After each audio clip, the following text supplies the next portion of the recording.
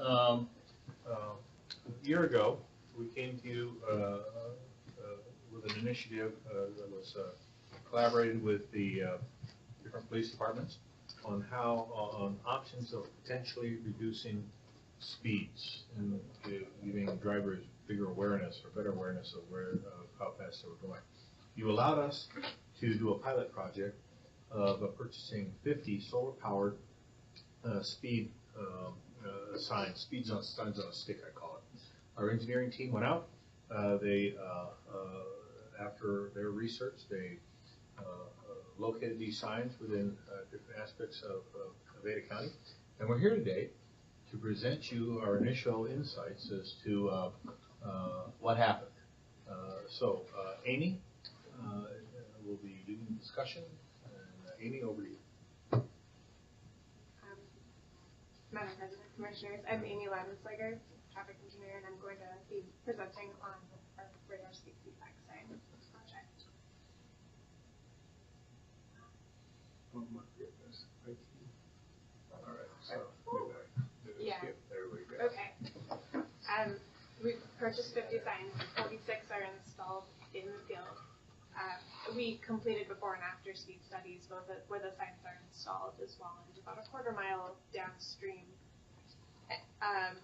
before the signs were installed, and this again about 6 months later, and we're continuing to collect additional data this month to look at longer term data, and we used the data from 39 different locations for analysis. We found that that's 39 locations where we had really good solid before after data that we could compare apples to apples. So the ready? Can I stick it? Sure, you can have it.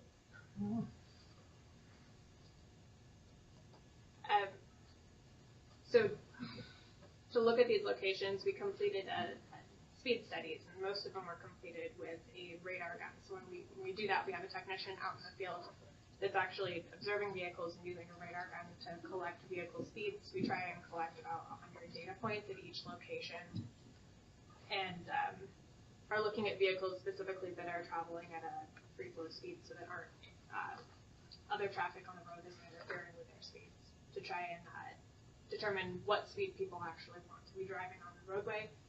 One of the primary numbers that we're looking at is the 85th percentile speed, and that's the speed at which 85% of the vehicles are driving at or below, and that's a pretty standard number to start with for speed zoning. And it's kind of a key metric. We're assuming that about the 15% of vehicles that are traveling above are not the ones that we're really targeting per se, because people tend to travel with the speed that they want us to travel at.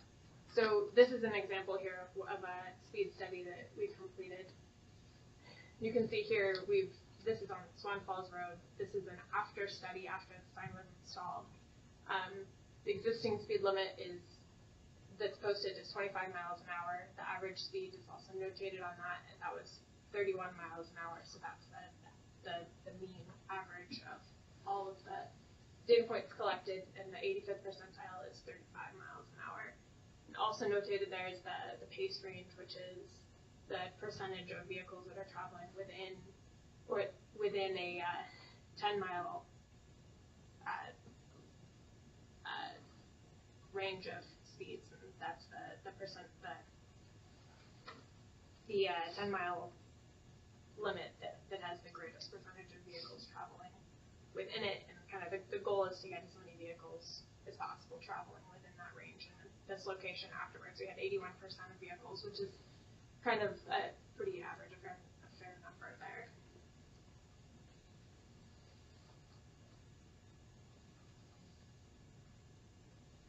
So we looked at overall we found that at these 39 locations, the speed actually increased. The 85th percentile speed increased by 0.4 miles an hour. The average speed increased by about 0.6 miles an hour, so it's pretty negligible, but it was a slight increase. And we also saw a slight increase of the downstream locations. So from there, we broke it down and looked at the 18 locations where we saw a decrease in 85th percentile speed, And the 16 locations where we saw an increase in speed, and we also had 5 locations with no change at all, just in the 85th percentile speed. From there, we looked at kind of some of the predominant features and similarities of the locations to try and determine where these are good tools and where maybe they're not really applicable. So the sites with an increase, we saw about a 2.6 mile % increase in 85th percentile speed. And if the sites with a decrease, there was a little bit less of a decrease, 1.6 miles an hour, also a pretty not incredibly significant. That's a pretty small number. The roadway classifications, we looked at, broke down the sites into collectors, local roads, minor arterials, and principal arterials, and kind of saw that it was all over the map. But we did overall have a little bit better results with the collectors and locals than we did with the arterials. A little bit of a further data breakdown there. It's pretty even, but the locals did see a little bit more of a decrease, or more local sites had a decrease. We had a number of locations that were on a downhill grade, and we did see a few more of those with a decrease in the speed. So these are mostly residential areas that are coming out of the foothills. Vehicle volumes were, we didn't see a very consistent pattern there. We also looked at several other features to determine if any of those features had an impact on how well the signs actually worked. And we'll note that we didn't make any changes to the roadway, so this is not an evaluation of how these features impact vehicle speeds, but just whether or not the signs were effective in locations that had or didn't have these features. And ultimately, there was not a lot of correlation. It was pretty 50-50. Posted speed limit, you can also see that many locations were pretty equal across there. One of the factors that we did actually see some statistical significance is with the difference between the initial 85th percentile versus the posted speed. So what we found is that locations where the 85th percentile speed was actually above the posted speed limit, we tended to see a decrease in speeds, and at locations where the 85th percentile speed was below the posted speed limit, we, in some cases, actually, we saw either no change or an increase in speed. And the locations that we picked to install these signs were locations that were kind of interest in relation to speed, but we also tried to install them throughout the county in all the different cities, all different types of roadways, and to kind of collect data because we weren't sure whether or not or where they would actually end up working. We looked at a few school zones. At all 4 of the locations that we installed signs near a school, we did see a slight increase in speeds. I'll note that there are a lot of studies published currently on the effectiveness of the radar speed feedback signs, but a lot of the studies that are out there discuss school zones, and they've been found to be fairly effective in school zones, but they're typically in locations where there might be a reduced speed when children are present or before or after school, but they don't currently have active school zone flashers or any other type of warning devices. And we do have flashers that are actually programmed by day and time, and we found those to be very effective, and we generally have high compliance within school zones. So this isn't really necessarily a problem location for us. We made a number of observations. There were operational issues on multi-lane approaches. So if in locations that, for example, where we had a sign on an arterial with 2 approaching lanes, the signs aren't necessarily very clear about whether they're displaying the speed of the vehicle in the inside lane or the outside lane, so that could be a little bit confusing to drivers, and the signs themselves have trouble picking up the two different approaching objects, and sometimes it'll flash back and forth and display something that's not particularly useful. A lot of these locations with multiple approach lanes also tend to be pretty congested. We found that there were not very many periods of the day where the signs were giving valuable feedback to the drivers. We had a few conflicts with neighbors and people who were maybe not so happy to have a sign near their home. We had some locations where we thought that the signs might be getting enough sunlight because they are solar powered devices, but the shade is an issue, and the signs do need quite a bit of sun to function correctly. And sign visibility can be a challenge as well, both with geometrics and with dealing with other sign clutter and trees and other signs and everything. It's often sending a number of messages to drivers. So in summary, we've found that the signs should really only be installed at locations where the measured 85th percentile speeds are above the posted speed limit. Single lane approaches are preferable. Careful site review and selection processes are definitely recommended. We want to avoid contributing to sign clutter or avoid excessively installing these signs. Ultimately, we saw a little bit of a benefit in some locations, and in a lot of locations we didn't see much change at all. And when it comes down to it, the signs are really just feedback devices. They're sending a driver a message, and it's up to the driver whether or not they actually want to pay attention or whether they care what is on that sign. That concludes my presentation. Okay. Anybody have questions? Commissioner Baker, do you have any questions? Yes, I do. So you indicated, I think, that there had been studies done before these signs were put in. That's correct. Is that correct? Okay. So when were these studies done in relationship to putting the signs in? Was it like the week before, the year before? How close to that time frame was it done? Within a couple of months before. They were done over a period of time, so it varied. Does the time of year make a difference, you think?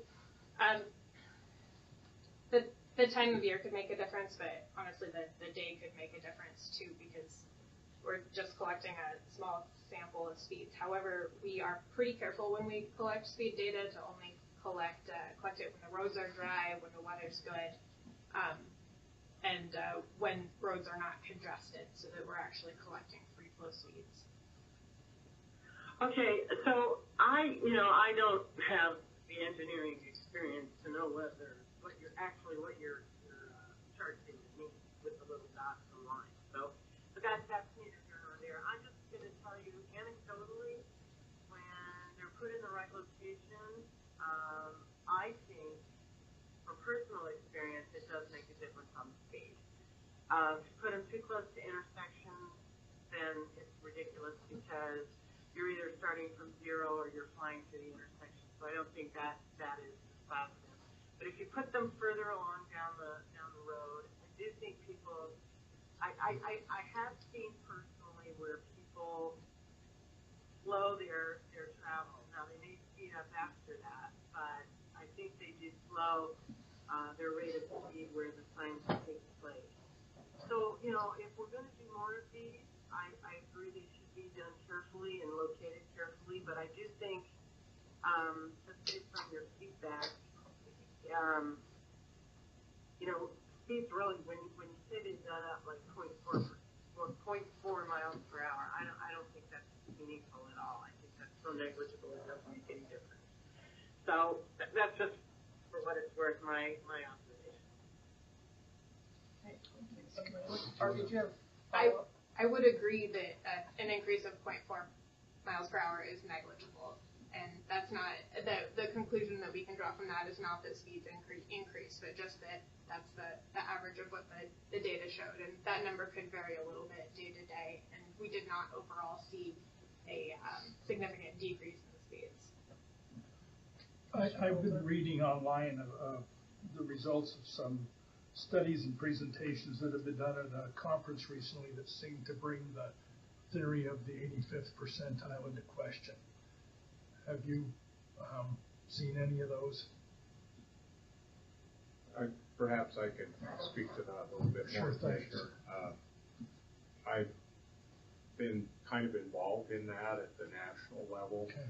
In terms of working with the advisory group for federal highways on setting speed limits. And the group I'm working with has recommended to the Federal Highways Administration to somewhat modify the way in which speed zones or speed limits are set. The 85th percentile speed is a component of, but only one component of, and perhaps Amy could cue up the chart again, the speed distribution. There's a pretty consistent correlation between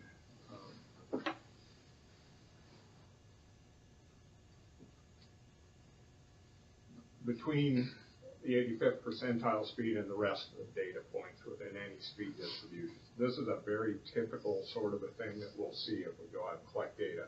So of the 39 locations and the before and after studies, all of them have very similar distributions of speeds.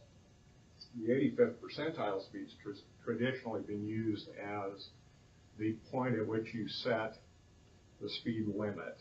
And that's with the notion that most drivers will drive in a reasonable and prudent manner for the conditions on the road, which may or may not be the case on any given day at any given moment. But that said, that's the basis for it. When we look at how we set speed limits here within Ada County, and I think more within local jurisdictions, we're virtually always setting speed limits that are somewhere closer to, and if not a little bit below, the average speed of the group. And that's very typical for these locations. So whether we're talking about before 85th percentile speed or after, they are all generally well above the posted speed limit. So we don't just kind of run out there to the 85th percentile speed as you would do on a rural freeway or a rural U.S. highway and say that's the appropriate speed limit. We tend to hew a little bit more to the middle ground, and what we really look at kind of is that thing on the right side, the pace range, that 10 mile per hour consensus speed range that the drivers are selecting to drive within. We really try to focus on, when we look at speed studies, trying to make sure that people, or that we have a lot of people in that pace range. It says that the speed limit and the conditions on the road are kind of coming together, and people are choosing to drive within a fairly narrow band of speeds. That's significant just from the standpoint of kind of reliability and safety. Okay, one of the things that kind of got me thinking was when we use the 85th percentile, or if we use the 85th percentile in determining speeds, and I'll give two areas where we get a lot of complaints, and that would be in the Shenandoah area where Commissioner Hanson lives in the Highlands. Do we pretty much just toss the 85th percentile and figure out what we think is safe, or? We a couple of different things. We have jurisdictional speed limits that are typical for residential streets. So Shenandoah would generally fall into that, where in Boise the residential speed limit is 20 miles per hour. When you go to the next street up, like Shaw Mountain Road, where it serves a different function within the network, that's the point in time at which we need to start collecting some data and look at posting a different speed limit. I just remember a lot of what we were going through a year or two ago when we were having the hearings about the Highlands especially. And it seemed to me that that depending on how we classified a road, and they were the same width and everything else, that was not like flipping a coin, but sometimes close. There certainly is some truth I've found to the notion that drivers set the speed limit with the right foot. You kind of vote when you drive to some extent, and we can only influence that typically really by changing the street, the conditions on the street, very much less so by changing the speed limit, or I think we're kind of seeing preliminarily at least by even giving feedback. Thanks, because I know this stuff's going to be coming up again. It's what we do, and yeah, we expect it. Thanks. But isn't a key thing, though, the jurisdictional speed limit, we don't have much control over in terms of how people, that's an enforcement issue. We don't change the speed limit based upon any particular data. So in a lot of those situations, it's a jurisdictional speed limit. People are just, and the conditions have got them in a different realm. And so one of the things we've taken to doing routinely is pretty much any time we get a traffic calming request or we go out and we collect speed data, we share it with the police. And, in particular, we may flag it a little bit. John Watson's typically doing that liaison work, but we may flag one where we say, wow, speed limit here on Swan Falls, 25 miles per hour. Now, granted, this is a transition from a higher speed limit, but the speed limit here at our feedback sign location is 25 miles per hour.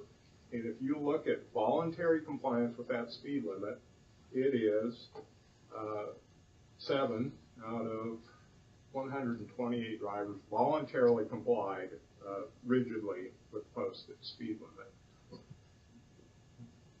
On the other hand, drivers more than 10 miles per hour of the speed limit are quite a bit bigger number. That's one we want to just make the law enforcement folks aware of, so they can start chipping away at that. And sometimes that combination of education through the feedback signs and the enforcement may get us that reduction that we're really after in the highest speeds. Just coincidence that you should show that particular location, because I occasionally get calls from people right there complaining about those guys with the 10 mile an hour. They're daily users, and so I think that's one of the things that plays into the human factors aspect of these feedback signs. Now, if you go north on US 95 and you get to Riggins, first thing you see, you've gone through a couple of speed reductions from 65 through to 45, and when you hit the city limit, it's 25 miles per hour. Now, everybody knows, who's been through Riggins knows it's 2 miles long and 1 block wide. So it's a pretty easy enforcement, situation for the county sheriff, and I'm sure they rely on that fact to get their job done for them. But that's a different sort of a cohort, a different group of users going through Riggins every day or on a summer's day. They're through once or twice a year. They see that sign, and it gets their attention. I think, unfortunately, a lot of the things we put out there can become background, and so we're partway into this. We need to collect more data, see what happens over time. We get a bounce one way or the other, and that's kind of what we'll do as engineers. And we will, indeed, as Commissioner Baker noted, we'll look at different times of the year as well.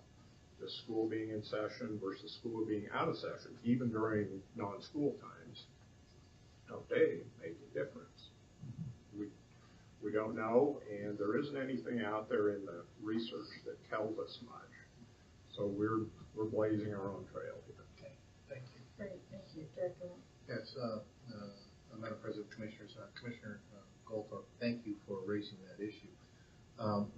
Because the staff has been looking at this very, very hard. One of the things that we're going to ask the elected officials to do is start having discussions with your fellow elected officials.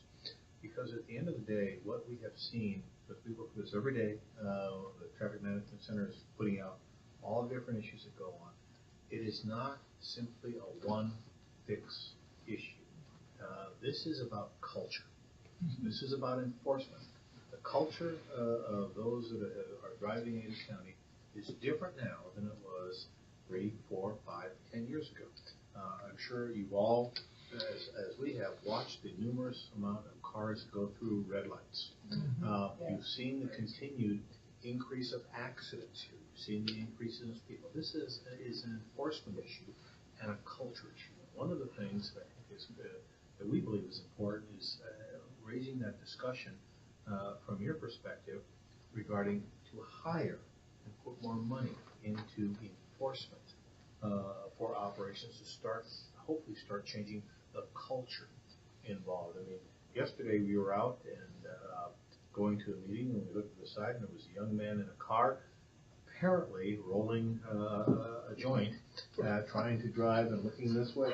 Yeah, and I'm not. But we're texting. Yeah, we're going what? But concern here is I don't. We're going to ask the commission again to appreciate it's not just about a curb here, a speed hump over here. That's not going to address this. This is about culture. This is about enforcement. This is about, in our perspective, getting tough love with fellow elected officials to say, put your money in here, because at the end of the day, we can build all sorts of stuff, but if the culture of enforcement isn't there, it's not going to make it happen. We've all noticed the spike in pedestrians and bicycles getting clobbered. It's been kind of alarming as compared to what it was 5 years ago. I mean, a lot. But it's just amazing to see sometimes blatant disregard for standard operating procedures, safe operating procedures. We believe that that's a discussion that we're going to ask that you have with your fellow elected officials to say, come on, let's fix this. Let's put some money into this. We do get the blame for it. Oh, yes, we do. That's okay. All right, anything else? No? Okay. Amy, great job. Thank Thanks, you. Josh. Thank you, Amy. Well done, Amy. All right, sticking to our schedule, we'll go into executive session. Need to have the recorder turned off, please. Oh. Can you punch that, Gary? And then in executive